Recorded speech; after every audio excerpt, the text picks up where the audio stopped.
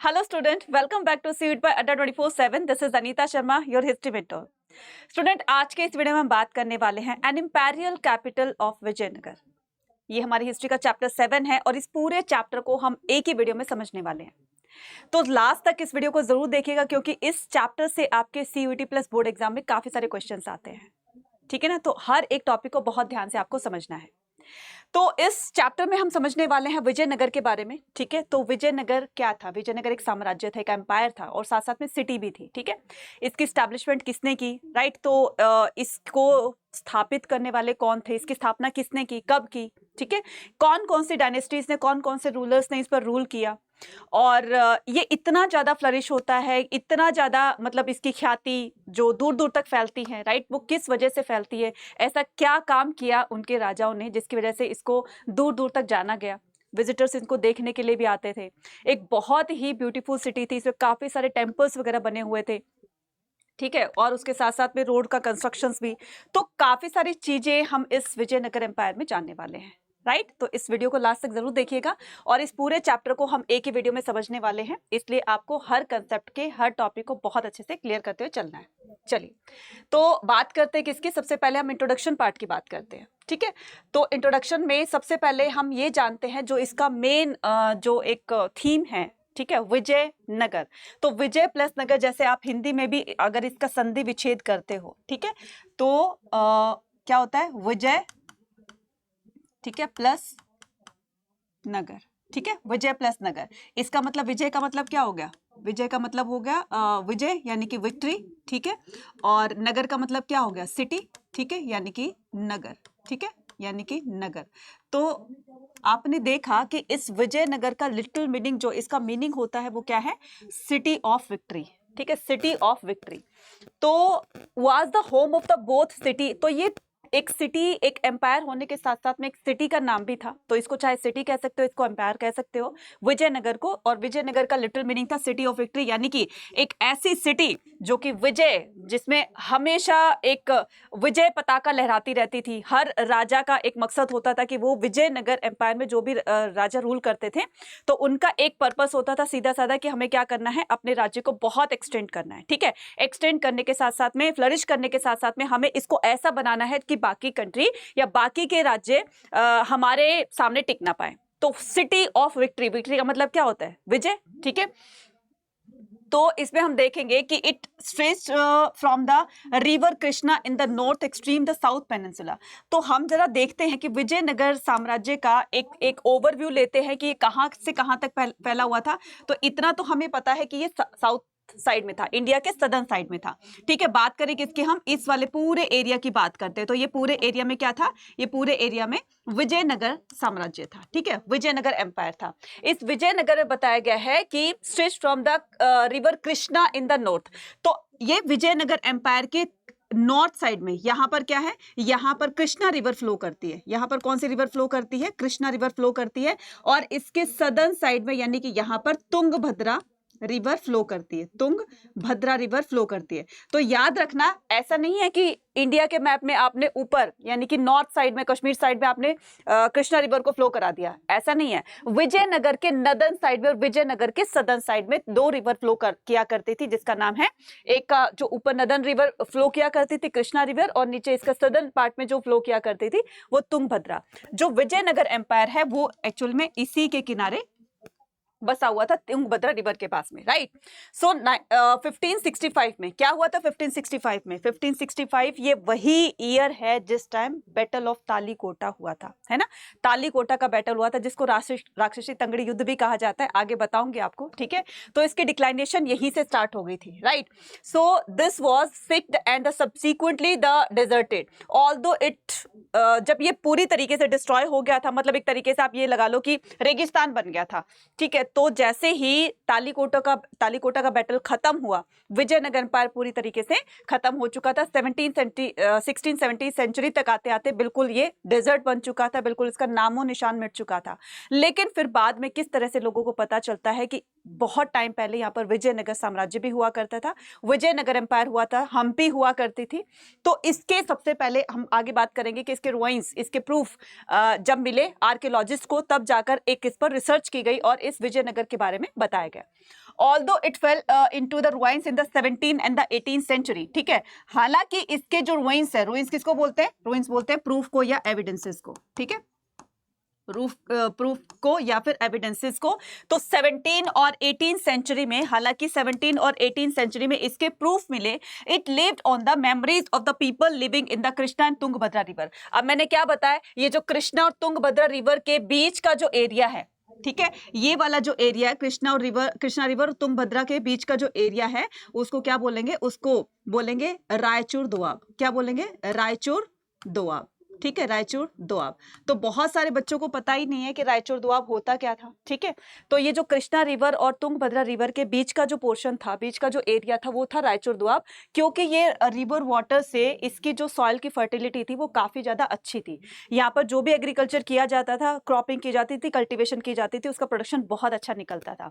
तो हर आसपास के राजाओं की नजर ना, जो विजयनगर के आसपास के जो राजा थे, ठीक है, रूलर थे या राज्य थे, उनके राजाओं की नजर इस विजयनगर दोआब पर थी, इस रायचूर दोआब पर थी कि इसको हमें क्या करना है, इसको अपने अंडर में लेना है, क्योंकि यहाँ से प्रोडक्शन बहुत अच्छा निकलता था और इसी प्रोडक्शन से रेवेन्यू बहुत अच्छा आता था, जिससे स्टेट की इनकम होती थी, ठीक है। तो इसके यहाँ पर रहने वाले लोग, ठीक है, देखो यहाँ पर क्या कह रहा है, it lived on in the memory of the people living in the Krishna and Tungabhadra Doab, ठीक है। तो यहाँ पर इस एरिया में जो लोग रहते हैं उनकी बात कर रहे हैं, और इसी के आसपास में यहाँ पर देख रहे हो ना, तो ये जो विजयनगर साम्राज्य है कहीं ना कहीं इससे अटैच है। People remember it as a Hampi. तो लोग जो यहाँ पर इस वाले एरिया में रहते हैं, ठीक है, तो इस एरिया को क्या बोलते हैं, इसको तुंगभद्रा रिवर, जहां पर विजयनगर स्टैब्लिश था, तो विजयनगर की जो कैपिटल थी वो क्या थी? वो थी हम्पी।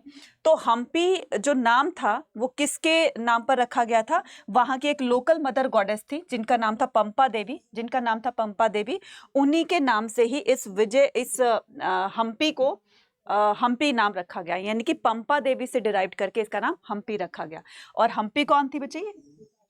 ये है वहां की लोकल मदर गॉडेस जिसका नाम पंपा देवी था, और पंपा देवी के नाम से ही विजयनगर कैपिटल की जो कैपिटल थी, विजयनगर की जो कैपिटल थी हम्पी, उसका नाम हम्पी पड़ा। किसके? यहाँ पर 1 मार्क का क्वेश्चन आता है, उनकी लोकल जो मदर गॉडेस थी जिनका नाम पंपा देवी था। पंपा देवी डिनोट करती है पार्वती जी को, ठीक है। चलिए नेक्स्ट मूव ऑन करते हैं। तो डिस्कवरी ऑफ हम्पी में क्या देखेंगे हम कि हम्पी की डिस्कवरी कैसे होती है।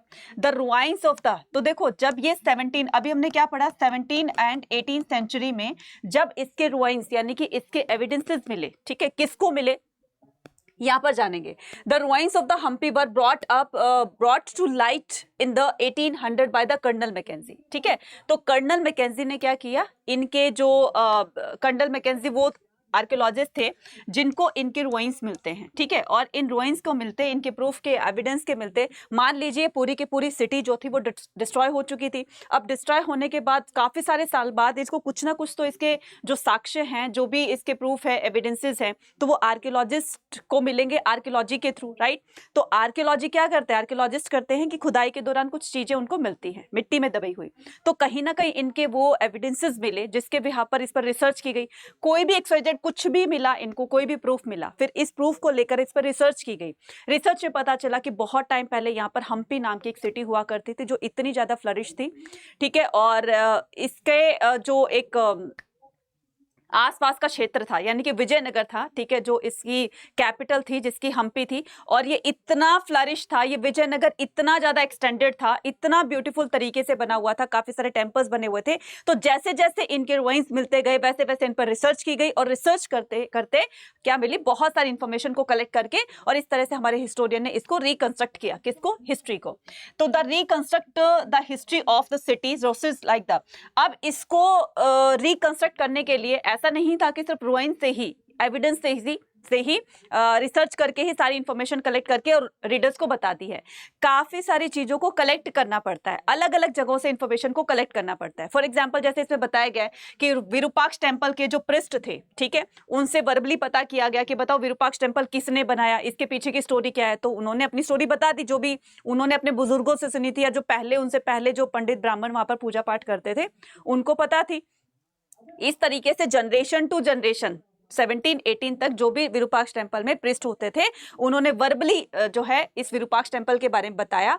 साथ साथ में काफी सारे ऐसे टेक्स्ट बुक थी जो कि तमिल, कन्नड़ और संस्कृत और आपका तेलुगु भाषा में लिखी हुई थी, जो कि वहाँ के जो लोकल जो लैंग्वेजेस थी, ठीक है, तो कोई कन्नड़ बोलता था, कोई तमिल बोलता था, कोई संस्कृत बोलता था, ठीक है।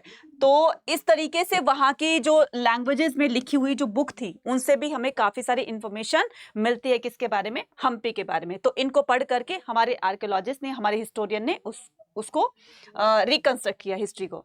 नेक्स्ट और आती है कि the Hampi the historical city. इसको एक हिस्टोरिकल सिटी क्यों कहा जाता है, ठीक है, इसको एक हिस्टोरिकल सिटी क्यों कहा जाता है, क्योंकि ये 1976 में इसको एक नेशनल इंपॉर्टेंस दी गई और 1986 में इसको वर्ल्ड हेरिटेज में इसको मेंशन किया गया। आगे बताती हूँ आपको, ठीक है।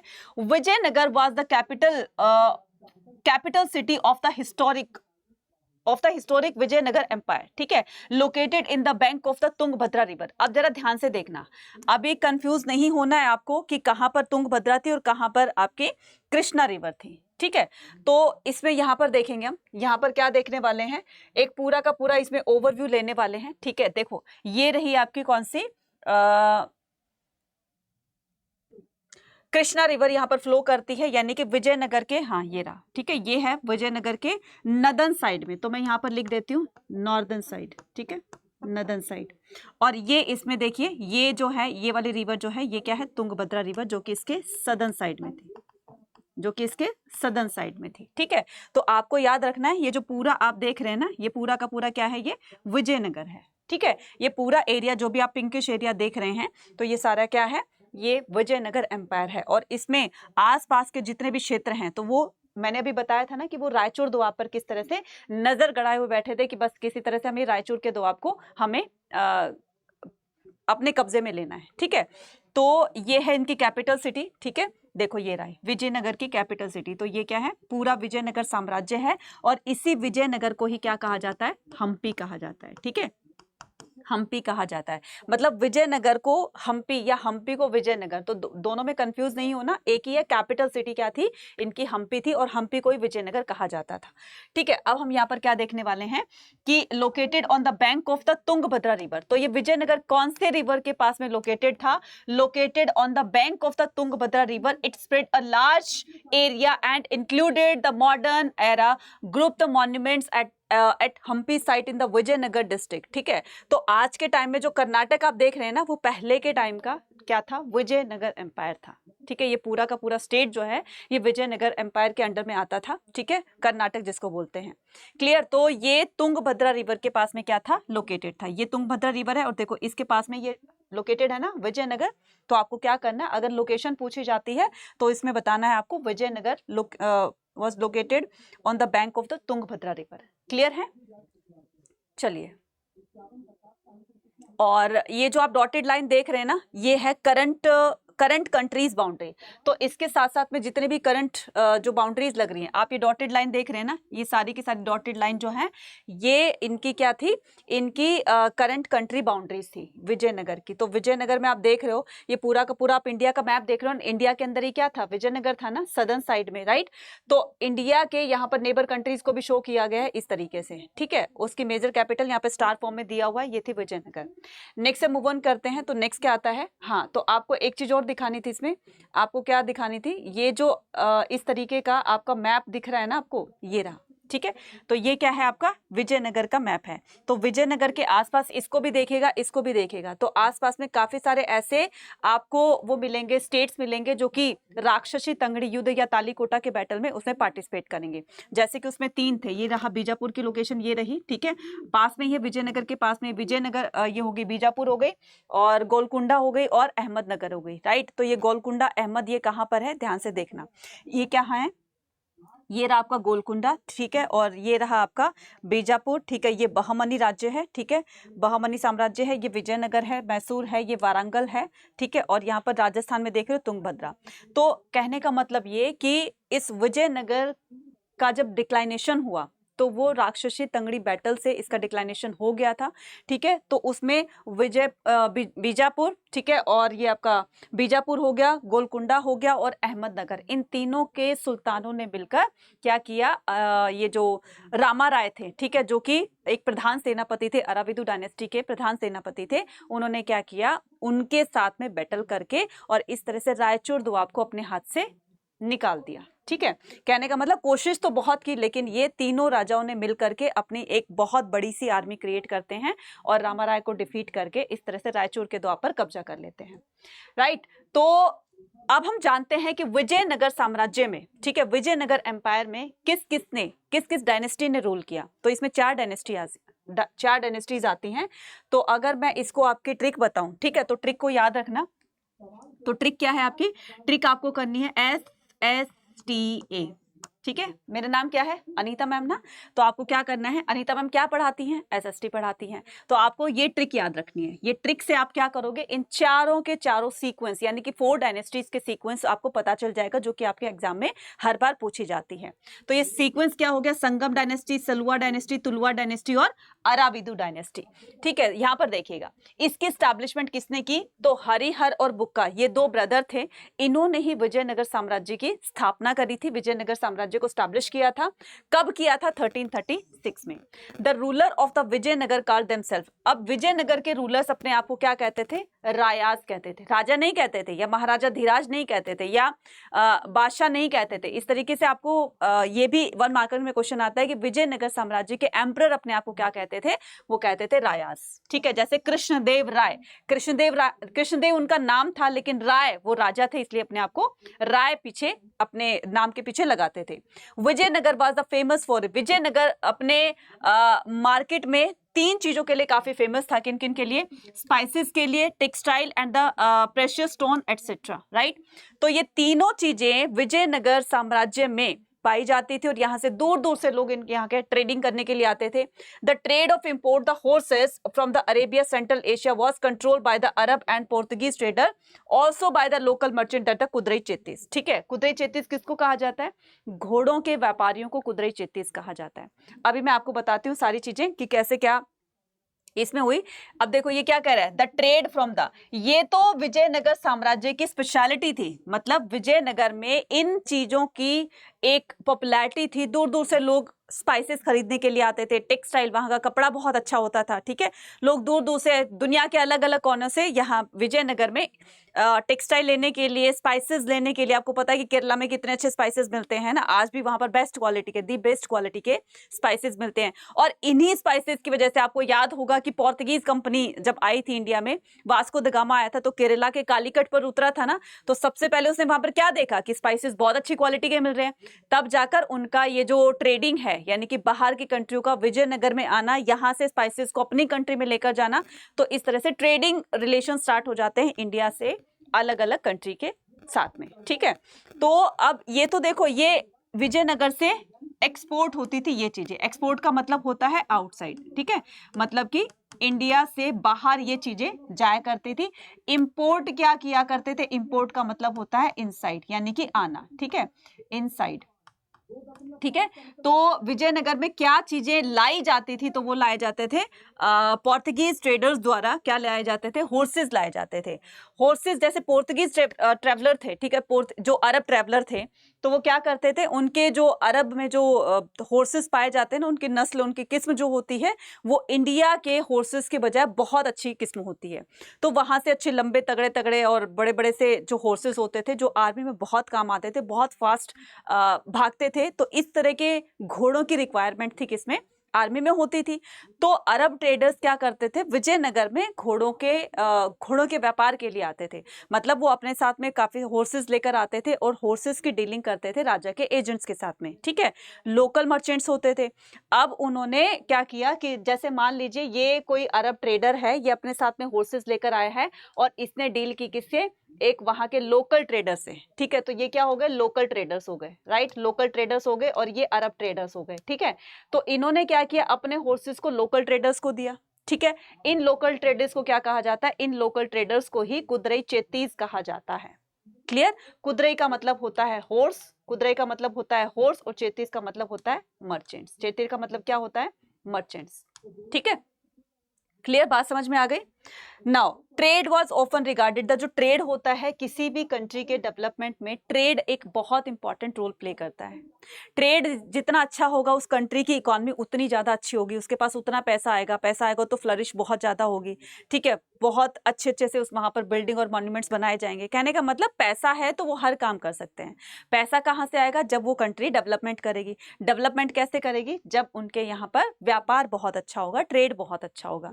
ठीक है, तो status symbol for the city, so the revenue derived from the trade to turn the contribution significantly to the prosperity of the state. अब ये सोचिए, ट्रेड जितना अच्छा होगा, ठीक है, और जो सॉइल की फर्टिलिटी है वो जितनी ज़्यादा अच्छी होगी तो उसकी एग्रीकल्चर की प्रोडक्टिविटी जो है उतनी ही अच्छी निकलेगी। अब इस अच्छी प्रोडक्टिविटी को लेकर ही उनके पास रेवेन्यू कलेक्शन बहुत अच्छा आ जाता था, और इसी रेवेन्यू की वजह से वो धीरे धीरे कंट्री, कोई भी पर्टिकुलर कंट्री हो गई, वो डेवलपमेंट की तरफ बढ़ती चली जाएगी। ठीक है, नेक्स्ट आता है हमारा dynasties ruler of the Vijayanagar. तो कौन कौन सी डायनेस्टीज ने रूल किया, ध्यान से देखना। Vijayanagar was ruled by the different dynasties like the Sangam, Saluva and Tuluva dynasty. तो मैंने क्या आपको ट्रिक बताई थी? SSTA। ठीक है, तो ये हो गया आपका संगम डायनेस्टी। ठीक है, क्या हो गया आपका? फर्स्ट डायनेस्टी जो थी, हमेशा हर बार 101% जो आपके CUET के अभी 2 से 3 एग्जाम हो गए हैं 2022 में, 2023 में, इतने सारे एग्जाम्स होते हैं शिफ्ट वाइज, तो हमेशा आपका 99% ये क्वेश्चन पूछा गया है कि इनके जो सीक्वेंस है, क्रोनोलॉजिकल ऑर्डर है, इसको अरेंज करना है। तो कौन कौन सी डायनेस्टी ने सबसे पहले रूल किया, उसके बाद कौन सी ने रूल किया, उसके बाद कौन सी ने रूल किया। तो आपको एक ट्रिक याद रखनी है, वो क्या है? SSTA। तो सबसे पहले संगम डायनेस्टी, सलुआ डायनेस्टी और तुलुआ डायनेस्टी। एक और आएगी आपकी अराबिदु डायनेस्टी। ठीक है, फोर्थ क्या हो जाएगी आपकी? अराबिदु डायनेस्टी। ठीक है, अराबिदु डायनेस्टी। ठीक है, अराबिदु तक आते आते फिर ये डिक्लाइन की तरफ चली जाएगी। ठीक है, क्योंकि इनके जो रूलर्स थे वो बहुत ज्यादा, कहते हैं ना कि बहुत ज्यादा पावरफुल, वीक सक्सेसर की वजह से धीरे धीरे ये डिक्लाइन की तरफ चलता चला जाएगा। नेक्स्ट कहते हैं कि कृष्णदेव राय, ये भी क्वेश्चन पूछा जाता है कि कृष्णदेव राय कौन सी डायनेस्टी से बिलोंग करते थे। ठीक है, तो ये तुलुआ डायनेस्टी से बिलोंग करते थे। यहां से भी 1 मार्क का क्वेश्चन आएगा। सुनो मेरी बात, जब भी कोई टीचर आपको ये कहता है कि यह क्वेश्चन इंपॉर्टेंट है, ये लाइन इंपॉर्टेंट है, यहां से क्वेश्चन बनेगा, तो उसको नोट कर लिया करो। कहीं ना कहीं वो जो है वो एकदम सटीक जो है क्वेश्चंस आपको बताते हैं कि ये क्वेश्चन आपका इंपॉर्टेंट है, और ये क्वेश्चन बार बार पूछा जा रहा है और इस बार भी पूछा जा सकता है। इसलिए जो भी टीचर बोलते हैं आपको कि ये इंपॉर्टेंट टर्म है, ये उनको इंपॉर्टेंट लग रहा है, तो उसको कहीं नोट कर लिया करो, अंडरलाइन कर लिया करो, या फिर पढ़ते टाइम ना आपको दिमाग में होने चाहिए कि मैम ने इसको बताया था, सर ने इसको बताया था कि ये चीज इंपॉर्टेंट है, तो थोड़ा सा उसको देख लिया करो। तो जो कृष्णदेव राय था वो तुलुआ डायनेस्टी से बिलोंग करता था, whose rule was the characterized by the expansion, जिनके रूलिंग पीरियड में ये जो विजयनगर एम्पायर है बहुत ज्यादा एक्सटेंड होता है, दूर दूर तक फैल जाता है और इतना ज्यादा फ्लरिश होता है। इसकी प्रजा भी, जो राज्य में इसकी प्रजा रहती थी, लोग रहते थे, वो भी बहुत खुश थे। किसी तरह की कोई इनके यहाँ साम्राज्य में किसी तरह की कोई कमी नहीं थी। ठीक है, और ड्यूरिंग द, तो जैसे कृष्णदेव राय के साथ में, क्या आपने तेनाली रामा की स्टोरी देखी होगी ना, कृष्णदेव राय और तेनाली रामा, जैसे अकबर और बीरबल की जोड़ी थी, ऐसे ही कृष्णदेव राय और तेनाली रामा की जोड़ी थी। तेनाली रामा जैसे बीरबल की तरह चुटकियों में, हालांकि वो थोड़ा सा बेवकूफियों में क्या करता था, हर एक प्रॉब्लम का सॉल्यूशन दे देता था। ऐसा नहीं था कि वो बहुत ज्यादा इंटेलिजेंट था, लेकिन इंटेलिजेंट होते हुए भी वो बड़े ही एक फनी टाइप में हर प्रॉब्लम का सॉल्यूशन चुटकियों में निकाल देता था। लेकिन बीरबल बहुत बहुत ज्यादा बुद्धिमान था। तो अकबर और बीरबल, इधर कृष्णदेव राय और तेनाली रामा, राइट। तो आपने देखा होगा ना, इसका सीरियल भी आया था एक बार। ठीक है, during the rule of the Krishnadeva Raya, Vijayanagar flourish under the condition of the unparalleled peace and prosperity. इनके शासन काल में ये विजयनगर में शांति और प्रोस्पेरिटी का मतलब होता है धन संपदा, काफी इनके पास पैसा भी होता है, पैसे की कोई कमी नहीं थी, और साथ साथ में पीसनेस भी होती रहती, मतलब शांति भी थी। किसी तरह को कोई जो विद्रोह होता है, रिबेल्स वगैरह होते हैं, ठीक है, लड़ाई झगड़े होते हैं, कॉन्फ्लिक्ट होते हैं लोगों के बीच में आपस में, तो ऐसी इस तरह के कोई सिचुएशन इनके सामने ऐसी नहीं आई थी। सब लोग बहुत ही खुश तरीके से रह रहे थे। Krishnadeva Raya establish some fine temple. Krishnadeva Raya ने अपने रहते कुछ बहुत सुंदर सुंदर से टेम्पल्स बनाए, ठीक है, टेम्पल्स एंड गोपुरम्स बनाए। गोपुरम्स क्या होता है अभी बताऊंगी सारा टेम्पल का स्ट्रक्चर।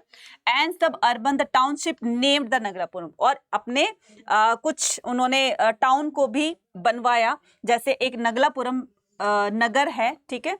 तो ये उन्होंने अपने मदर की डेथ के बाद, देखो यहाँ पर लिखा है आफ्टर हिज, मतलब उनकी मदर की डेथ के बाद उन्होंने अपनी मदर के नाम पर ही ये नगलापुरम टाउन को स्टैब्लिश किया था।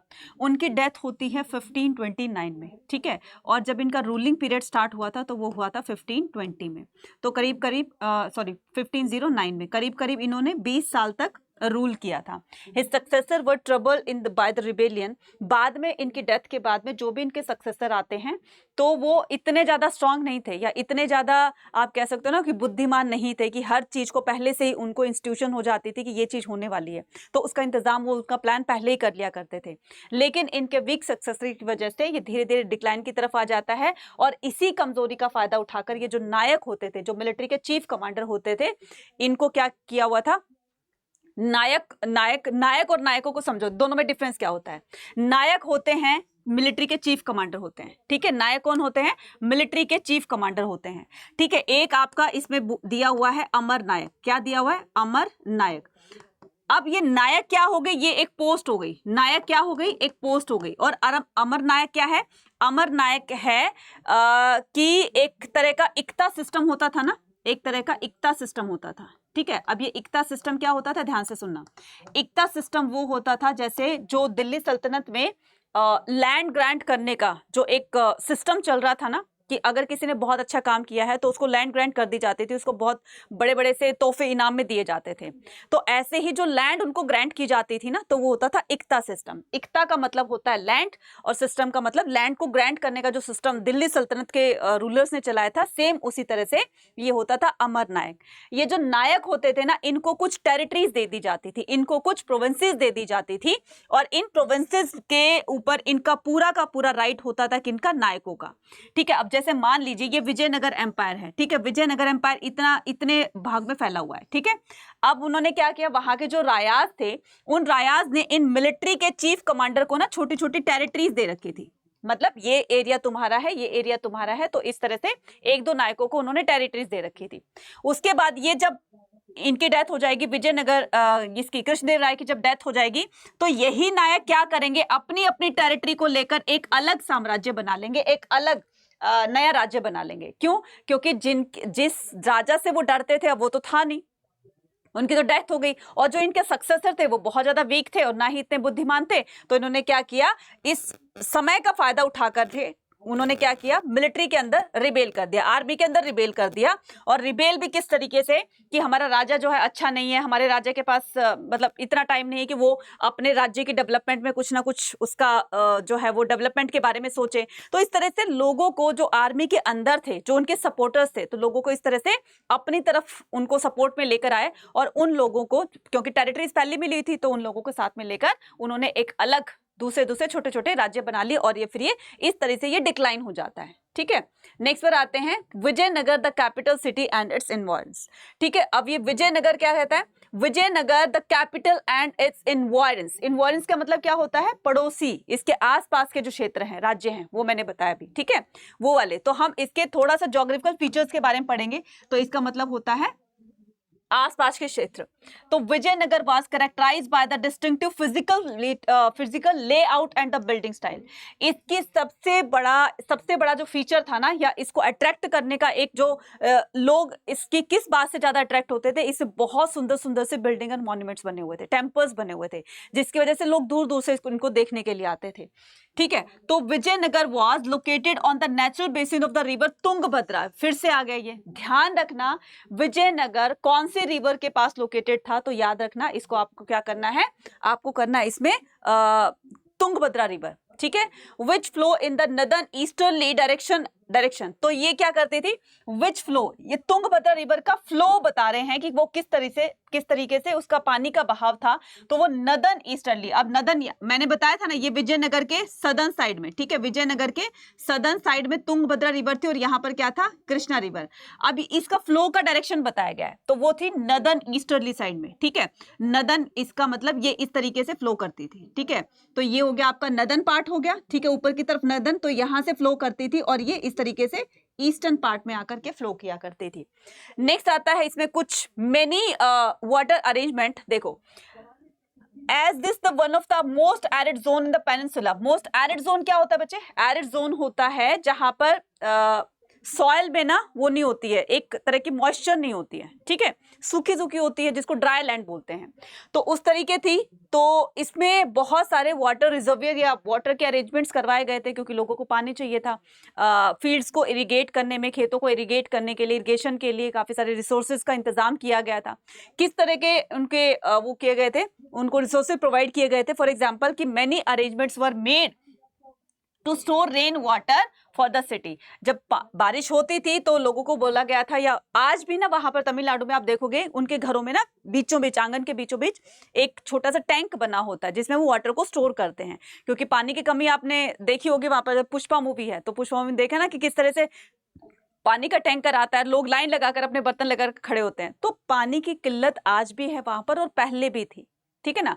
तो इसमें बताया गया है कि स्टोर रेन वाटर। तो जब बारिश होती थी तो लोग अपने घरों में रेन वाटर को स्टोर किया कर लेते थे, ठीक है, for the city, for water from the Kamalapuram tank. और वहां पर एक इतना बड़ा टैंक बनवाया हुआ था जिसका नाम कमलापुरम टैंक था। तो उस टैंक के अंदर इतना पानी आ जाता था कि वहां पर 15-20 दिन का काम आराम से चल जाता था। मतलब इतना बड़ा टैंक था जो कि विजयनगर, पूरे विजयनगर के लोगों का 15 से 20 दिन का काम चल जाया करता था। लेकिन ऐसा नहीं था कि उसका जो पानी है, उसका स्टोर्ड वाटर जो है वो इरिगेशन में यूज किया जाए। इतना था कि डेली जो एक्टिविटीज होती थी वहां से वो लोग उसको फुलफिल कर लिया करते थे। For example the water from the Kamalapuram tank and the Hiriya canal was use to irrigation and the communication. अब इसमें बताया गया है कि जो ये तुंगभद्रा रिवर थी ना, इसी के साथ साथ में एक ना नहर बनाई गई, ठीक है, जिसको कैनाल कहते हैं, ठीक है। तो ये जो कैनाल है, इस कैनाल का नाम क्या था, इस कैनाल का नाम था, इस नहर का नाम था हिरिया कैनाल, ठीक है, इसका नाम था हिरिया कैनाल। तो ये नहर बनवाई गई, इस नहर से कुछ चैनल बनाए गए। ऐसे चैनल का मतलब समझते हो कि नहर है, उस नहर को अलग अलग हिस्सों में बांट दिया गया ताकि पानी वहां फ्लो करता रहे।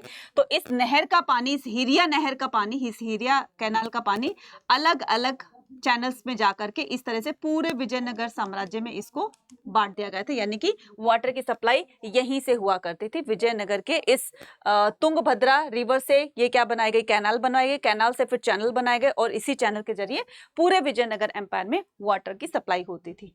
तो इसी वाटर की सप्लाई से वो अपने खेतों में इरिगेशन किया करते थे, ठीक है। और क्या होता था, साथ में इरिगेशन के साथ साथ में जो डेली मर्रा एक्टिविटीज होती थी वो भी कर लिया करते थे, राइट। तो अब्दुल रज्जाक एक कौन थे, ये क्वेश्चन आता है आपका 1 मार्क का, ठीक है। तो एन एम्बेसडर ऑफ पर्शिया, ये पर्शिया का एम्बेसडर था, was greatly impressed by the fortification. तो ये क्या करता है, ये विजयनगर के फोर्टिफिकेशन को देख करके बहुत इंप्रेस होता है कि ऐसा फोर्टिफिकेशन मैंने बाकी किसी अदर कंट्री में, इतनी जगह मैं घूम कर आ चुका हूँ, विजिट कर चुका हूँ, तो ऐसा अरेंजमेंट मैंने कहीं पर नहीं देखा। ऐसी फोर्टिफिकेशन क्या होती है, फोर्टिफिकेशन होती है किलेबंदी, ठीक है, उसको प्रोटेक्ट करना। तो ये क्या होती है, फोर्टिफिकेशन होती है। अब मैं आपको बताने वाली हूँ कि किस तरह की फोर्टिफिकेशन थी जिससे कि ये अब्दुल रज़ाक बहुत इंप्रेस होता है, ठीक है। तो देखिए, इस विजयनगर को ना पूरे 7 लाइंस में इसको प्रोटेक्ट किया हुआ था। 7 lines of the fort, these encircle the city as well as the agriculture, hinterland and the forest. अब जरा ध्यान से देखना, ठीक है। अभी मैं आपको बता रही हूँ एक चीज, इसमें क्या हुआ था कि ये विजयनगर था, ठीक है। विजयनगर एम्पायर को, विजयनगर कैपिटल को या सिटी को जो भी कह सकते हो, ये विजयनगर है, ठीक है। इसको पूरे 7 लाइन से फोर्टिफिकेशन की हुई थी इसकी, ठीक है। मतलब इसके चारों तरफ 7 दीवारें बनाई हुई थी, ठीक है। 7 लाइंस बनाई हुई थी इस तरीके से, ठीक है। अब इन 7 लाइंस में देखना किस तरीके से, जैसे कहते हैं ना कि कोई बहुत ही बेशकीमती चीज होती है, उसको 7 लॉक्स के अंदर जो है वो महफूज रख दिया जाता है, सुरक्षित रख दिया जाता है, ताकि वो कोई किसी और की बुरी नजर उस पर ना पड़े। सेम ऐसे विजयनगर था कि दुश्मनों की नजर इस पर ना पड़े, ये इतनी फ्लरिश थी, ठीक है, तो हर कोई इसको कब्जा करना चाहता था। जो भी आउटसाइडर होते थे, आसपास के राज्य होते थे, इसको कब्जा करने की सोच रहे थे। लेकिन इसको इस तरह से फोर्टिफाइड किया गया था कि दुश्मन तो क्या, दुश्मन का पंछी भी इस पर पर नहीं मार सकता था। तो देखना कैसे तो ये जो इसका आउटर पार्ट देख रहे हैं ना, ये जो इसका आउटर पार्ट देख रहे हैं, ये पूरा पूरा हिली एरिया से घिरा हुआ था, ठीक है, मतलब इसके चारों तरफ ना हिली एरियाज थे, ठीक है, हिली एरियाज यानी कि पहाड़ों से, ये छोटी छोटी पहाड़ियों से घिरा हुआ था। ये वही पहाड़ी है जहां पर सुग्रीव और बाली, ये दो भाई थे ना, आपने रामायण में इनका जिक्र सुना होगा, है ना। ये वही पहाड़ियां हैं जहां पर सुग्रीव और बाली किसी टाइम में आज भी वहां पर बहुत सारे मंकीज देखे जाते हैं। माना जाता है कि ये उन्हीं की ही जनरेशन चलती आ रही है, क्योंकि वो उन्हीं की फैमिली से थे ना, मंकी फैमिली से ही थे। तो सुग्रीव और बाली किसी टाइम में यहाँ पर रूल किया करते थे, पहाड़ी क्षेत्रों में, आपने भी देखा होगा, ठीक है। तो ये आउटर पार्ट जो है वो क्या है, पहाड़ियों से घिरा हुआ है, ठीक है। अगर मान लो कोई दुश्मन भी आता है तो सबसे पहले इनको पहाड़ियों को क्रॉस करना पड़ेगा, कोई बहुत बड़ी बात नहीं है, ठीक है, क्रॉस कर लिया। उसके बाद जैसे वो अंदर आएगा ना, तो फर्स्ट लाइन में आप देखोगे, फर्स्ट लाइन में एग्रीकल्चर हुआ करता था, ठीक है। अब जब दुश्मन आएगा अंदर, देखेगा कि भाई यहाँ पर तो कुछ नहीं है, कोई भी वो नहीं है, विजयनगर नाम की कोई चीज भी नहीं है, ठीक है, इतनी सुंदर सिटी आप बोल रहे हो, बहुत फ्लरिश है, बहुत प्रोस्पैरिटी है उसके अंदर, बहुत सारी धन संपदा है उसके अंदर, ऐसा तो कुछ नहीं है। यहाँ पर देखेंगे आके फर्स्ट लाइन में, तो यहाँ पर एग्रीकल्चर हुआ है। सेकेंड लाइन में आकर देखेंगे, यहाँ पर तो गार्डन है, ठीक है। थर्ड लाइन में, या फिर गार्डन की जगह आप कह सकते हो कि फर्स्ट में अगर एग्रीकल्चर हुआ है, सेकंड में आपकी हिंटरलैंड है। हिंटरलैंड किसको बोलते हैं, जहां पर सोल्जर्स रहते हैं, ठीक है, जहां पर सोल्जर्स रहते हैं उस फोर्टिफिकेशन के अंदर, किलेबंदी के अंदर ही, ठीक है, ओके। उसके बाद थर्ड में क्या आ जाएगा, गार्डन आ जाएगा। फोर्थ में क्या आ जाएगा, फोर्थ में मार्केटिंग आ जाएगी। फिफ्थ में क्या आ जाएगा, फिफ्थ में कोई और चीज थी, ठीक है, फॉर एग्जाम्पल की किसी तरह का कोई भी अरेंजमेंट किया गया है, या उनका जो लिविंग स्पेस था जहां पर लोग रहा करते थे, तो पांचवें में इस तरीके से, छठे में और किसी तरह की, सातवें में जाकर के इस तरीके से विजयनगर में एंटर किया जाता था। तो आप ये सोचो कि दुश्मन अगर इन पहाड़ियों को क्रॉस करके फर्स्ट लाइन पर आएगा, सेकंड को क्रॉस करेगा, थर्ड को क्रॉस करेगा, कितने लाइन को क्रॉस करेगा। एक टाइम तो आएगा जब उसकी हिम्मत बिल्कुल टूट चुकी होगी, और विजयनगर तक आते आते तो वो बिल्कुल ही टायर्ड हो चुका होगा, ठीक है। कोई बहुत ही रेयर केस ऐसा होगा जो यहां तक पहुंचेगा, है ना। हालांकि पहुंचा नहीं गया, अपने ही यहाँ पर वीक सक्सेसर की वजह से इसका डिक्लाइन होता है। बाकी इसमें किसी ने भी, कोई ऐसा रूलर था नहीं जो इस विजयनगर को डिफीट कर सके, जो इसको अपने अंडर में, इसको अपने कब्जे में ले सके। ये तो वीक सक्सेसर की वजह से ही इसका डिक्लाइन हुआ था, ठीक है। तो इस तरीके से ये इसमें सारी की सारी लाइन्स आपको बताई है ना, तो इनको ध्यान रखना। तो इतने अच्छे तरीके से इसको बनाया था, क्लियर। चलिए नेक्स्ट मूव ऑन करते हैं। तो नेक्स्ट क्या कहता है, ये देखिए, नेक्स्ट था आपका कि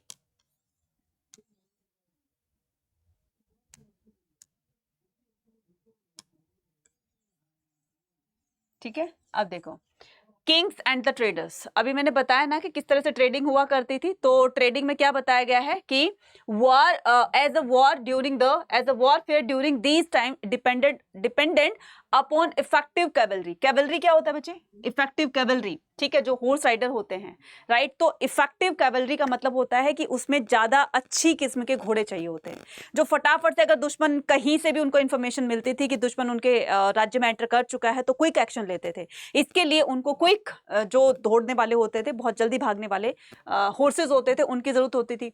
तो इफेक्टिव कैवलरी बहुत बहुत ज्यादा इंपॉर्टेंट रोल प्ले करती है कि बस तुरंत जो कोई मैसेज कन्वे किया वो वहां से वहां तक चला जाना चाहिए तुरंत, और इसके लिए अच्छी किस्म के घोड़े होना बहुत जरूरी थे, ठीक है।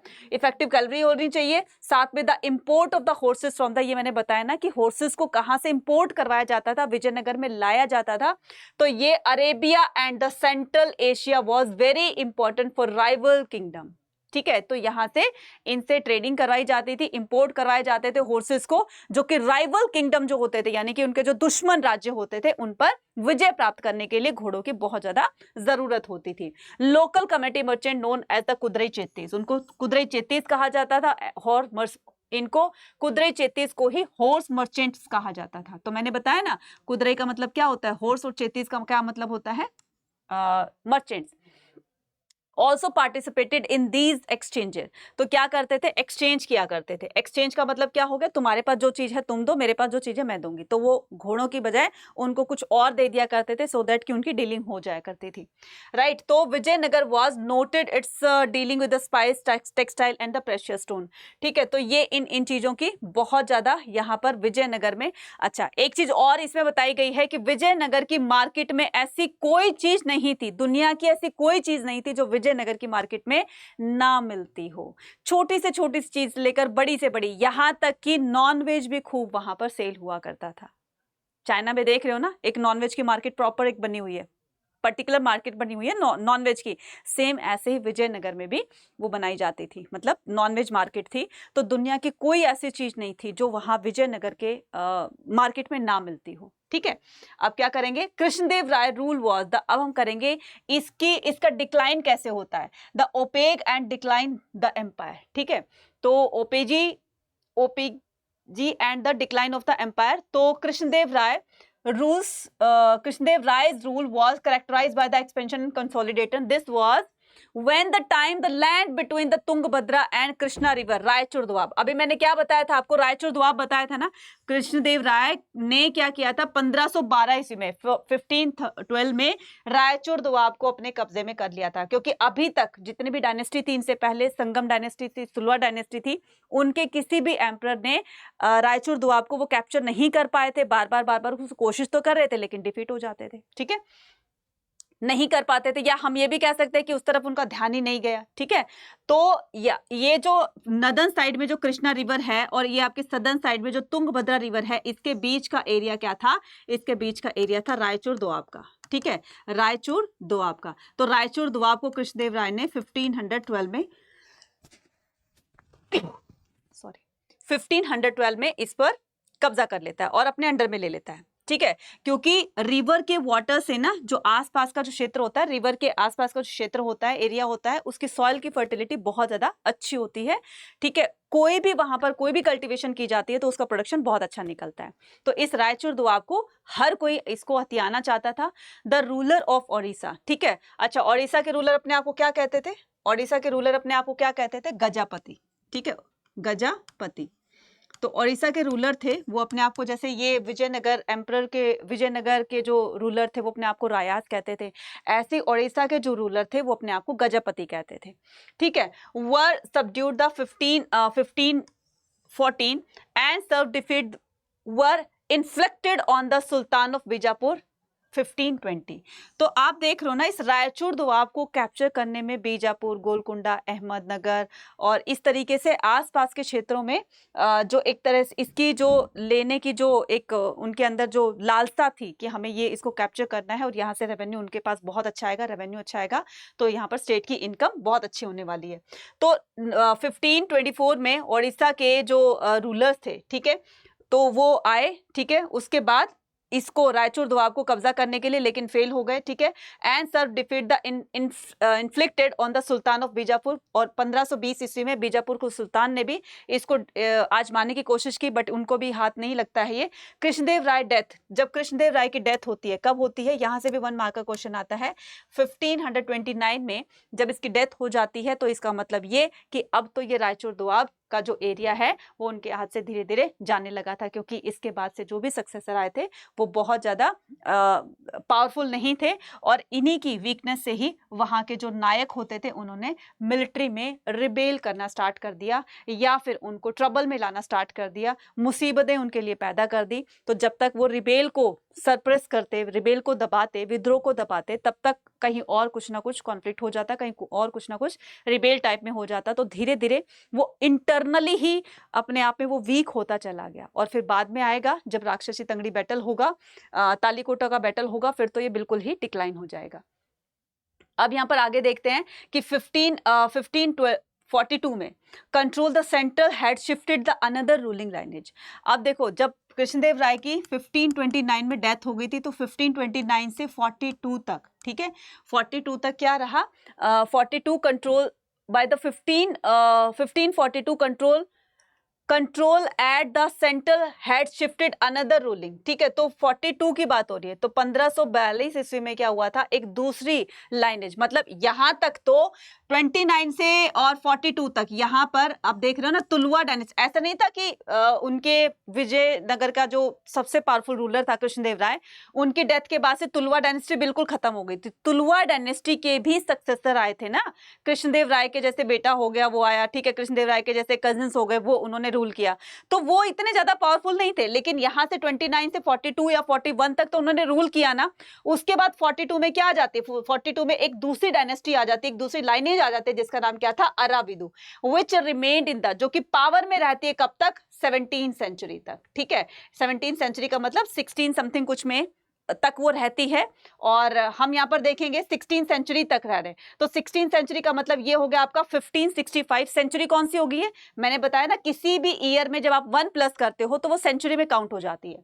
तो यहाँ पर बताया ना कि 16th सेंचुरी स्टार्ट हो गई थी, तो 16 सेंचुरी में यानी कि 1565 में Rama Raya the chief minister of the Vijayanagar, तो अराविदु डायनेस्टी का के जो भी रूलर थे, तो उनका चीफ जो एक कमांडर था, chief commander in the sense कि जो चीफ मिनिस्टर था, जिसका नाम रामा राय था, led the army into battle at the Rakshasi Tangadi, जिसको कि तालीकोटा का बैटल भी कहा जाता है। देखो हुआ क्या था, हुआ क्या था, ध्यान से सुनना। बीजापुर थे, ठीक है, बीजापुर, गोलकुंडा, ठीक है, बीजापुर, गोलकुंडा और अहमदनगर। ठीक है, क्या था, अहमदनगर। तो ये जो तीनों के सुल्तान थे, ठीक है, ये तीनों के जो सुल्तान थे, इन्होंने क्या किया, रामा राय को, दूसरी तरफ कौन थे वर्सेस, यहां पर क्या मैं लिख देती हूँ, रामा राय, इनको क्या किया, रामा राय को पूरी तरीके से डिफीट कर दिया। ठीक है, लेकिन कैसे कैसे डिफीट किया और इसका रीजन क्या था, वो मैं भी आपको बताने वाली हूँ। ठीक है, यहां पर हो जाएगा रामा राय। ठीक है, रामा राय, रामा राय ने सोचा कि रायचूर का दुआब अब हमारे हाथ से निकल जाएगा, तो इसको बचाने के लिए उसने क्या किया, एक कॉन्स्पिरेंसी, कॉन्स्पिरेंसी का मतलब होता है एक षड्यंत्र रचाया। ठीक है, षड्यंत्र, एक कॉन्स्पिरेंसी जो क्रिएट की गई, उसने सोचा कि इन तीनों को क्या करते हैं, आपस में एक दूसरे के लिए ना क्या करते थे, मिसअंडरस्टैंडिंग क्रिएट कर देते हैं।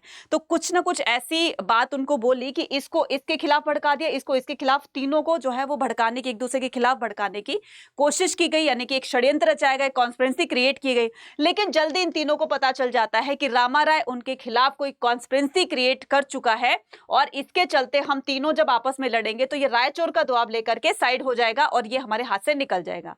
फिर क्या करते हैं, तीनों ने यूनिटी करी, और तीनों ने यूनिटी करके इस रामा राय को क्या किया, 1565 में खुला चैलेंज दिया कि अगर तुम हमें इस बैटल में हरा दोगे तो रायचूर दोआब का एरिया तुम्हारा, और अगर नहीं हरा पाए तो रायचूर दोआब का एरिया भी हमारा हो जाएगा, और ये विजयनगर पूरी तरह से हमारे अंडर में आ जाएगा। ओके जी, डन है। इसने भी चैलेंज को एक्सेप्ट कर लिया, तीसमार खान बन रहा था ज्यादा, एक्सेप्ट कर लिया। तो एक तरफ तो रामा राय की आर्मी और दूसरी तरफ इन तीनों की आर्मी। जाहिर सी बात है कि इनकी आर्मी बड़ी होगी, इसकी आर्मी छोटी होगी। ठीक है, उस तरफ ये अकेला था, इस तरफ ये तीन थे, तो क्या होता है, तालीकोटा के बैटल में ये हार जाता है, और इस तरीके से ये तीनों बीजापुर, गोलकुंडा, अहमदनगर के सुल्तान जीत जाते हैं। इस तरह से रायचूर का दुआब उनके हाथ से निकल जाता है। ठीक है, क्लियर है। Next, water resources, fortification and roads. ठीक है, तो मैंने अभी क्या बताया था आपको, ये जो कमलापुरम टैंक है ना, वो ये था कमलापुरम टैंक। इस टैंक में इतना वाटर स्टोर हो जाता था कि वहां से 15 पूरे विजयनगर का 15 से 20 दिन का काम आसानी से निकल जाता था। ठीक है, तो the royal center was located in the southwestern part of the settlement, which had the more 60 temples, 30 buildings, complexes were identified as the places.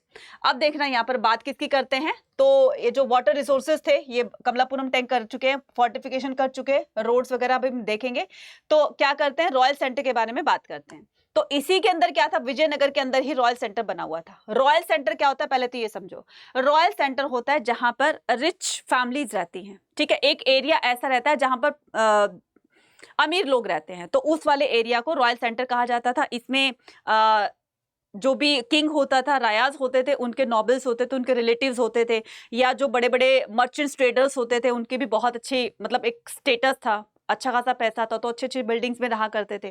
तो काफी सारे पैलेसेस इसमें बताए गए हैं रॉयल सेंटर के अंदर, ठीक है। अब ये लगा लीजिए, ये पूरा का पूरा रॉयल सेंटर है। यहाँ पर बहुत बड़े बड़े रिच पर्सन्स रहते थे, अपनी बड़ी बड़ी कोठी बंगले बिल्डिंग्स बना करके, पैलेसेस बना करके यहाँ रहा करते थे, और इसको कहा जाता है रॉयल सेंटर। तो ये क्या था, located in the south western, यानी कि विजयनगर के साउथ वेस्टर्न एरिया में। तो ये लगा लो, ये आपका पूरा विजयनगर है, ठीक है, विजयनगर है। इस विजयनगर के साउथ वेस्टर्न एरिया में, ठीक है, इस विजयनगर के साउथ वेस्टर्न एरिया में, ये नॉर्थ है, ये साउथ है, ये ईस्ट है और ये वेस्ट है। तो इसके साउथ वेस्ट एरिया में, यानी कि इस वाले एरिया में, ये क्या हो गया आपका साउथ वेस्ट। इस एरिया में क्या था, ये पूरा का पूरा रॉयल सेंटर यहाँ लोकेटेड था, राइट। तो इसके अंदर 60 टेम्पल्स थे और 30 बिल्डिंग्स ऐसी थी जो कि पैलेसेस टाइप में बनी हुई थी। जैसे राजा का पैलेस होता है ना, तो उस टाइप में 30 पैलेसेस बने हुए थे, 60 टेम्पल्स बने हुए थे। सोच रहे हो ना कि एक छोटे से एरिया में कितने सारे टेम्पल्स बने हुए थे, 60 टेम्पल्स, और वो भी एक से एक बढ़ करके, ठीक है, बहुत सुंदर सुंदर। तो उनमें ना, इन पैलेसेस में जो 30 पैलेसेस बताए गए हैं, इन सभी पैलेसेस में एक राजा का पैलेस था जो कि बहुत सबसे बड़ा था, जो कि बहुत बड़ा था। इस इतने बड़े पैलेसेस को, राजा के पैलेस को, उसके अंदर ही 2 प्लेटफॉर्म बनाए गए, ठीक है, 2 प्लेटफॉर्म बनाए गए, जिसमें एक का नाम था ऑडियंस हॉल, ठीक है, और दूसरे का नाम था महानवमी डिब्बा। अब ये महानवमी डिब्बा क्या होता है, इसको जरा ध्यान से समझना, क्योंकि ये बहुत इंपॉर्टेंट है, क्योंकि ये बहुत ज्यादा इंपॉर्टेंट है। महानवमी डिब्बा एक ऐसा प्लेटफॉर्म बनाया गया जहां पर 9 दिन के फेस्टिवल्स को सेलिब्रेट किया जाता था। जैसे हमारे यहाँ नॉर्थ इंडिया में क्या होता है, जैसे माता के नवरात्रे होते हैं ना, वो सेलिब्रेट किए जाते हैं, तो ऐसे ही वहां पर ये जो 9 दिन का फेस्टिवल होता था, तो इसकी जितनी भी एक्टिविटीज होती थी इन 9 दिन के अंदर ही होती थी, ठीक है, जैसे नवरात्रों में होती है हमारे यहाँ, सेम उसी तरीके से, इसलिए इसको महानवमी डिब्बा कहा है, ठीक है। सो लोकेटेड, ये जो महानवमी डिब्बा है, located on the highest point of the city. तो ये जो सरफेस एरिया है, ठीक है, एक तो ये कि विजयनगर के सबसे ऊंचे स्थान पर इसको लोकेट किया गया था, सबसे ऊंचाई पर इसको बनाया गया था, और इसकी ऊंचाई, इसकी जो हाइट बताई गई है वो कितनी है, 11,000 स्क्वायर फीट। यानी कि यहां से यहां तक की जो सरफेस एरिया से और यहां तक की जो आप हाइट देख रहे हैं वो कितनी है, 11,000 स्क्वायर फीट, ठीक है। तो ये पूरी की पूरी जो हाइट देख रहे हैं ना, इतनी हाइट पर, सरफेस एरिया से इतनी हाइट पर ये बना हुआ था, ठीक है। तो after that located, the Mahanavami Dibba is a massive platform rising from the base about the 11,000 square feet to a height of 40 feet. Different the ceremonies like worship. कौन कौन सी इस पर सेरेमनीज होती थी, मतलब किस किस तरह की एक्टिविटीज हुआ करती थी, किस किस तरह से लोग अपनी एक्टिविटीज को परफॉर्म किया करते थे। तो इस प्लेटफॉर्म की बात हो रही है। प्लेटफॉर्म पर क्या होता था, देखो ऊंचा सा प्लेटफॉर्म बना हुआ है ना, यहाँ पर राजा बैठता था, राजा अपनी रॉयल फैमिलीज के साथ बैठता था, और नीचे जो भी एक्टिविटीज हुआ करती थी, फॉर एग्जाम्पल कुश्ती वगैरह होती थी, जानवरों की लड़ाई करवाई जाती थी, है ना, और कोई ना कोई टास्क दे दिया जाता था जिसकी वजह से रथों की दौड़ करवाई जाती थी, ठीक है। तो सारी जो एक्टिविटीज होती हैं, और इस तरह से राजा ऊपर बैठकर देखा करता था। अब यहाँ पर हम क्या कर रहे हैं कि कौन कौन सी सेरेमनीज यहाँ पर होती थी, तो इसी प्लेटफॉर्म के क्या होता था कि बड़ी सी पंपा देवी की बड़ी सी मूर्ति बना करके उसकी बहुत बड़े लेवल पर पूजा पाठ की जाती थी, ठीक है। पूजा हवन पाठ, पूजा करने के बाद, हवन यज्ञ करने के बाद में भैंसों की या अदर एनिमल्स की बलि दी जाती थी। तो देखो यहाँ पर बताया गया है, sacrifice of the buffalo and the other animals were performed in the Vijayanagar. तो जब ये सारी पूजा पाठ हो जाती थी तो इस तरीके से उनमें बफेलोज की और अदर एनिमल्स की को सेक्रीफाइस किया जाता था। 10th डे को क्या होता था, 10th डे को होता था कि जो रायाज होते थे ना, जो वहां के रूलर होते थे, वो मिलिट्री को क्या करते थे, मिलिट्री को इंस्पेक्ट किया करते थे। जैसे हमारे जो राष्ट्रपति हैं, जो हमारे प्रेसिडेंट हैं, वो क्या करते हैं, रिपब्लिक डे वाले दिन, रिपब्लिक डे के दिन मिलिट्री को क्या करते हैं, इंस्पेक्ट करते हैं, ठीक है। जो भी आर्मी होती है ना हमारी, उनको इंस्पेक्ट करते हैं, मतलब कि तीनों जो ये आर्मी होती है पूरी, उनका कमांडर होते हैं कौन, हम कमांडर होते हैं प्रेसिडेंट। ऐसे ही रायाज अपनी आर्मी को इंस्पेक्ट किया करता था कि भाई ठीक ठाक चल रहा है। जो नायक बनाए गए थे, अब आप देखते हो रिपब्लिक डे पर जो झांकियां निकलती हैं या कुछ ऐसे कमांडर होते हैं जिनके पीछे पीछे बहुत सारे सोल्जर्स चलते हैं, सोल्जर्स की एक टुकड़ी उनके पीछे होती है, वो आगे आगे चलते हैं, तो वो कमांडर होते हैं। ऐसे ही विजयनगर में जो मिलिट्री के कमांडर होते थे वो आगे आगे चलते थे, पीछे पीछे उनके सैनिक चलते थे, और राजा उनको इंस्पेक्ट किया करता था कि ठीक ठाक है और कोई प्रॉब्लम तो नहीं है। और अपनी पोस्ट को बचाने के लिए या फिर राजा को खुश करने के लिए जो नायक होते थे वो उनको ट्रिब्यूट किया करते थे। ट्रिब्यूट का मतलब होता है एक तरह की पेशकश, मतलब उनको हैवी हैवी गिफ्ट दिया करते थे, राजा खुश होता था उनसे, और इसलिए इस तरह से उन दोनों का काम चलता रहता था, राजा का भी और इधर से नायकों का भी। तो ये सारी की सारी चीजें कब होती थी? ये होती थी महानवमी डिब्बा के 9 दिन के बाद, यानी कि 10th डे को, जब वो इंस्पेक्ट किया करते थे। क्लियर हो गई? 9 दिन का फेस्टिवल हो गया, जैसे हमारे यहाँ दशहरा 10वें दिन सेलिब्रेट किया जाता है ना, ऐसे ही वहां पर उनके यहाँ इंस्पेक्टिंग हुआ करती थी आर्मी की 10th डे को। क्लियर? रॉयल सेंटर में हम क्या करने वाले हैं? The temple building in the region had the long history. यहाँ पर इतने ब्यूटीफुल ब्यूटीफुल टेम्पल बने हुए हैं, सभी की अपनी एक हिस्ट्री है, ठीक है, सभी का अपना एक इतिहास है कि बताओ ये पर्टिकुलर टेम्पल, कैलाश टेम्पल है, महाबलीपुरम है, ये टेम्पल है, वो टेम्पल है, ये किसने बनवाया, इसके पीछे की हिस्ट्री होती है, इसके पीछे का इतिहास होता है, तो किसी किसी राजा ने बनवाया होगा। अब यहाँ पर एग्जाम्पल के तौर पर दिया हुआ है, Palas, Chalukyas, Hoysala, Cholas, all the rulers encourage temples building. तो इन्होंने टेम्पल को बिल्ड कराने में काफी अपना एक कहते हैं ना एंगेजमेंट दिखाया। इनका क्या पर्पस होता था कि देखो, एक तो ये अपने आप को शो कराना चाहते थे कि देखो हम कितने बड़े भक्त हैं भगवान के, ठीक है। दूसरा ये कि जो राजा बहुत ब्यूटीफुल, बहुत बड़ा, बहुत डेकोरेटेड, ठीक है, और बहुत सुंदर सा टेम्पल बनवाता था, उसकी पावर का अंदाजा उसको टेम्पल को देखने से लग जाता था।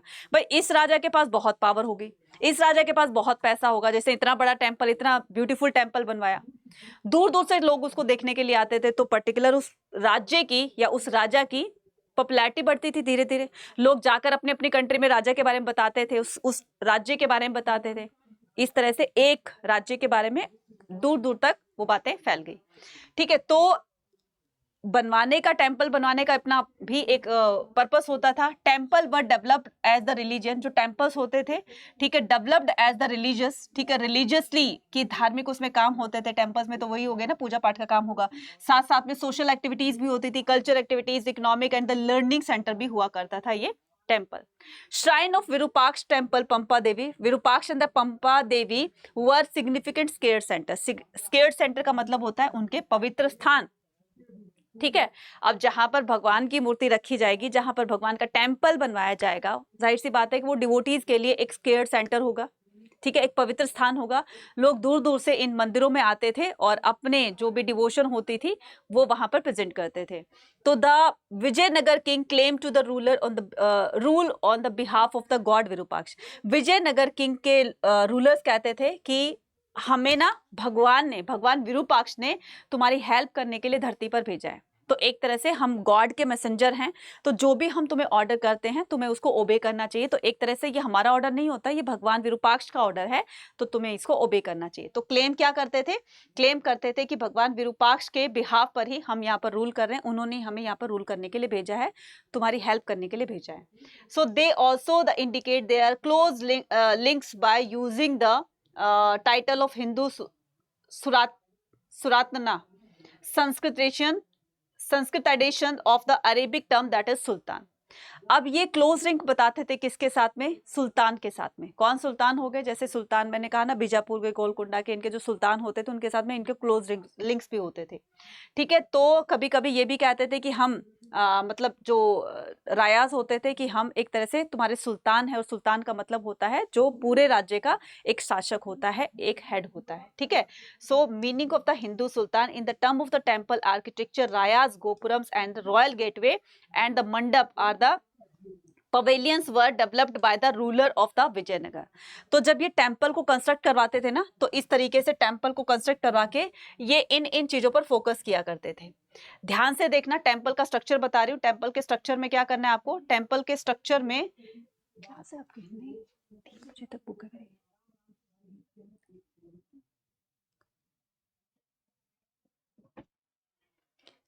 टेम्पल का स्ट्रक्चर देखना। टेम्पल के स्ट्रक्चर में क्या बताया गया है कि बहुत सारे राजाओं ने जैसे गोपुरम बनवा दिए, टेम्पल वो बना दिए, अंदर मंडप बनवा दिए, फिर गर्भगृह, फिर ठीक है, फिर शिखर। इस तरीके से आपको क्या बताना है, आपको इसको सीक्वेंस में लगाना है। तो ये सीक्वेंस आपके एग्जाम में बहुत बार पूछा गया है और पूछा भी जाएगा आगे भी, ठीक है।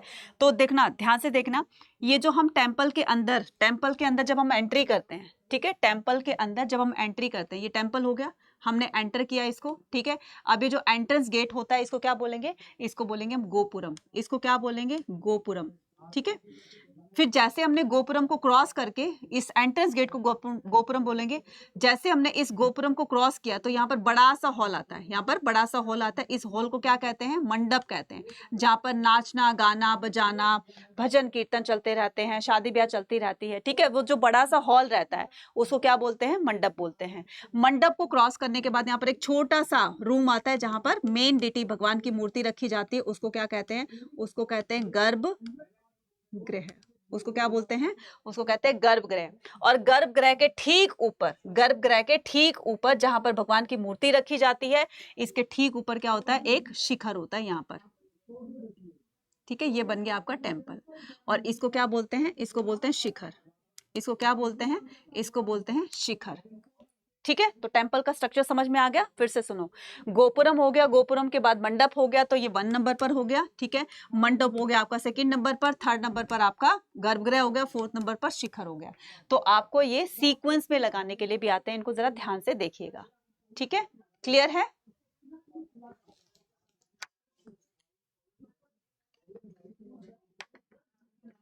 Clear. Hampi as a site of the national importance, ठीक है। हम्पी क्या है, एक नेशनल इंपॉर्टेंस है, ठीक है। तो इसको नेशनल इंपॉर्टेंस कब दी गई, यानी कि विश्व हमारे जो नेशनल इंपॉर्टेंस का मतलब होता है हमारी देश की धरोहर, ठीक है, देश का एक महत्वपूर्ण स्थान, जिसको नेशनल इंपॉर्टेंस कहा जाता है। तो 1976 में हम्पी को, 1976 में, यहां पर भी 1 मार्क का क्वेश्चन आएगा, Hampi was recognised as the site of the national importance over the nearly 20th century. अगर इसको बोला जाता है कि इसको नेशनल इंपॉर्टेंस 1796 में मिली, लेकिन इसको वर्ल्ड हेरिटेज में कब मेंशन किया गया, तो आ जाएगा आपका 1986। कब आ जाएगा, 1986, ठीक है। तो ये क्या हो जाएगा आपका, नेशनल इंपॉर्टेंस हो जाएगी, ठीक है, नेशनल वर्ल्ड हेरिटेज, ठीक है। तो इसको कब मेंशन किया गया वर्ल्ड हेरिटेज को, 1986 में, मतलब ठीक इसके 10 साल बाद आप उसको लगा लीजिएगा। तो वर्ल्ड हेरिटेज, ठीक है।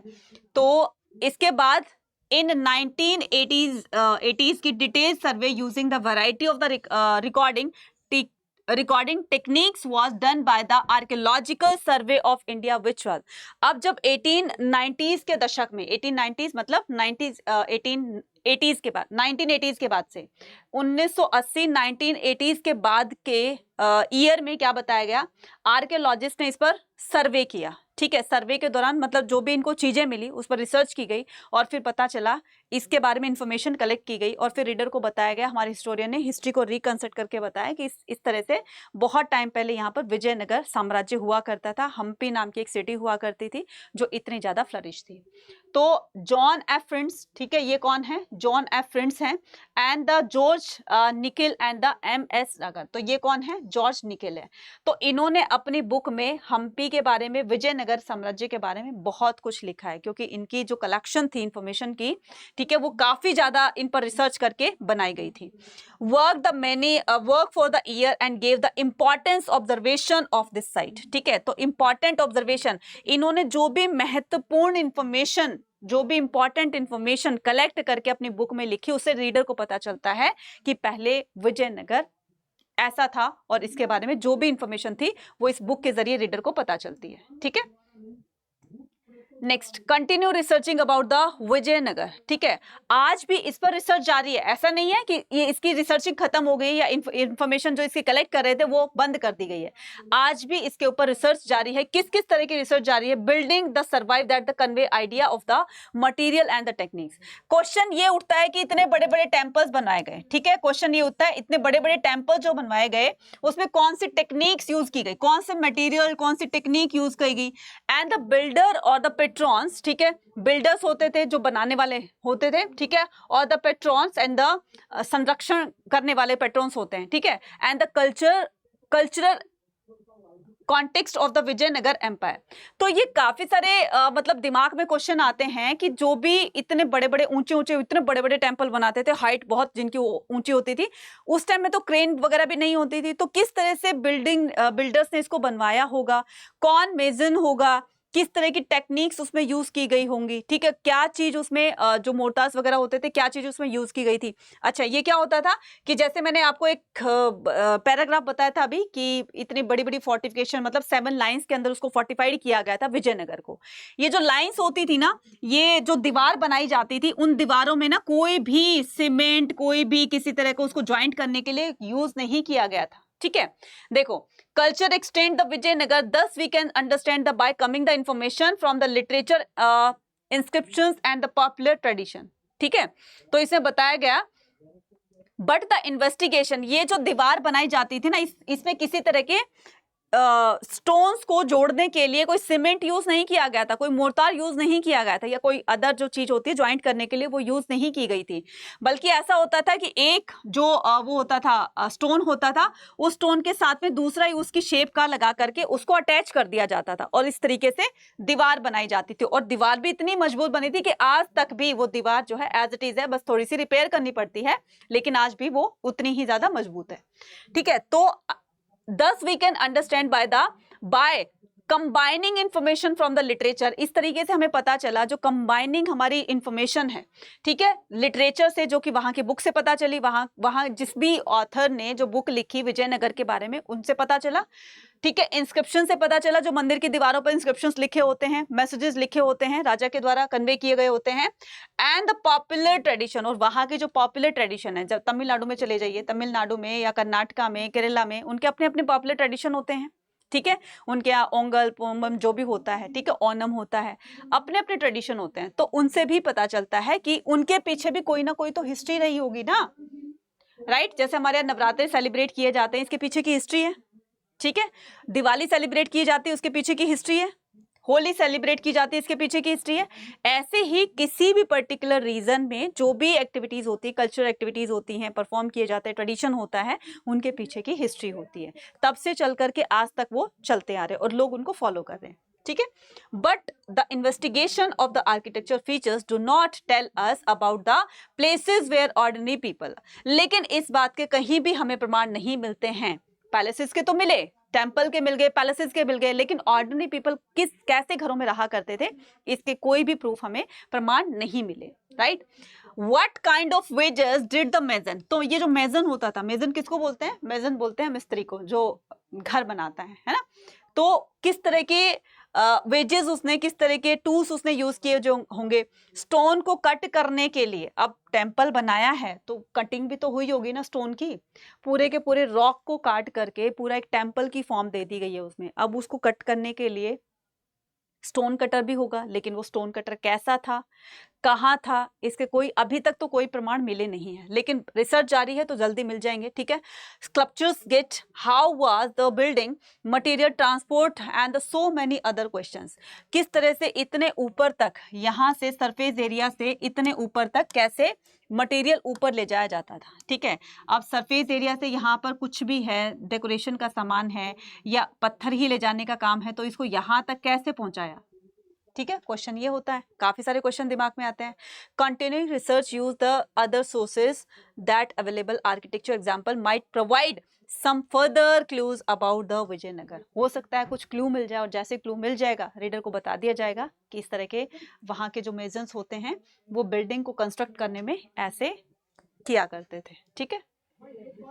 तो ये था हमारा आज का पूरा टॉपिक। आई होप आपको समझ में आ गया होगा, ठीक है। अगर CUET जैसे एग्जाम को आपको क्लियर करना है तो टॉपिक की क्लियरेंस, रिवीजन, प्रैक्टिस ये बहुत ज़्यादा जरूरी होती है, और ये सारी की सारी चीज़ें आपको मिल रही है हमारे इस श्रेष्ठ बैच में। अगर आपका भी सपना है CUET 2024 में टॉपर बनने का, या अपने ड्रीम यूनिवर्सिटी के बेस्ट कॉलेज में, टॉप कॉलेज से एडमिशन लेने का, जिसमें आपको एक फुल प्रिपरेशन करके जानी होगी। जितना अच्छा आपका सीयूटी का स्कोर होगा उसी हिसाब से आपको आपके कॉलेज में एडमिशन मिलेगा, आपकी ड्रीम यूनिवर्सिटी में एडमिशन मिलेगा।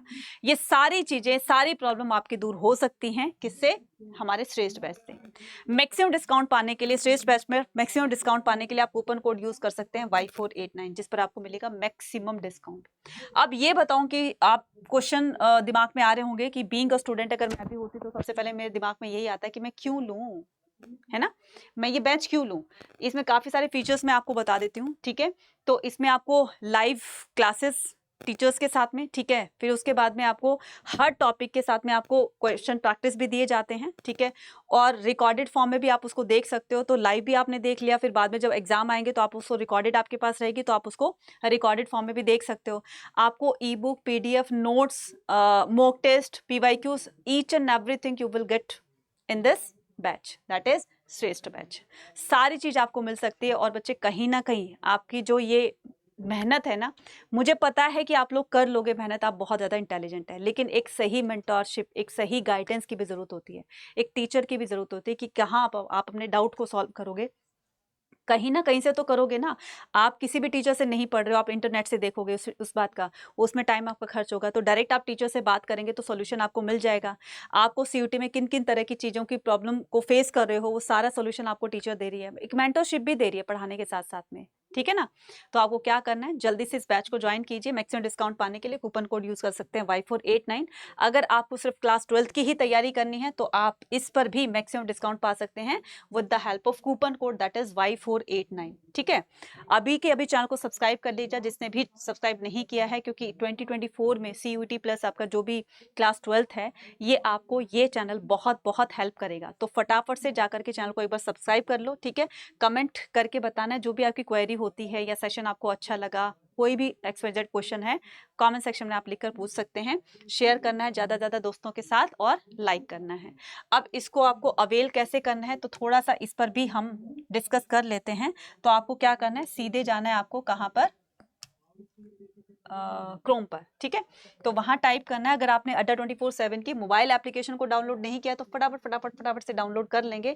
यहाँ पर टाइप करेंगे अड्डा 24/7।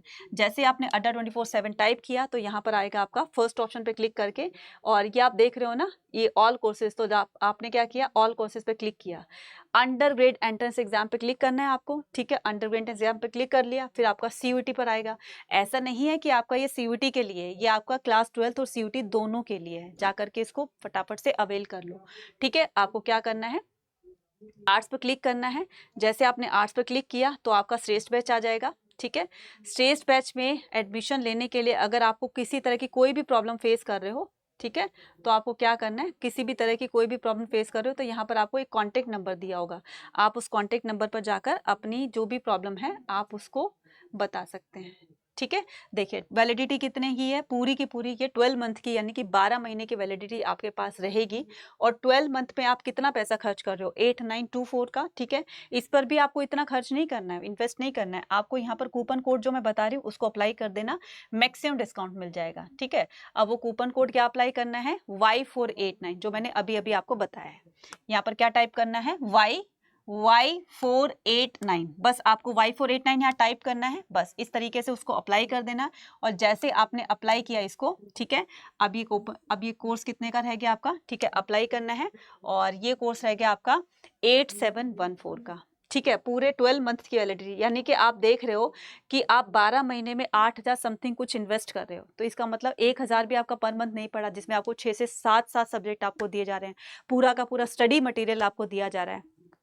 तो बच्चे इसमें घाटे का सौदा नहीं है, इसमें तेरा घाटा मेरा कुछ नहीं जाता, ठीक है ना। तो इसको ज़रूर से अवेल कीजिएगा और अपने जो भी आपका ड्रीम है उसको पूरा कीजिएगा। आपके साथ साथ में आप अपने पेरेंट्स का भी ड्रीम पूरा कर सकते हैं अगर आपके मार्क्स अच्छे आए तो। मिलते हैं अपनी नेक्स्ट वीडियो में, till then take care, bye bye.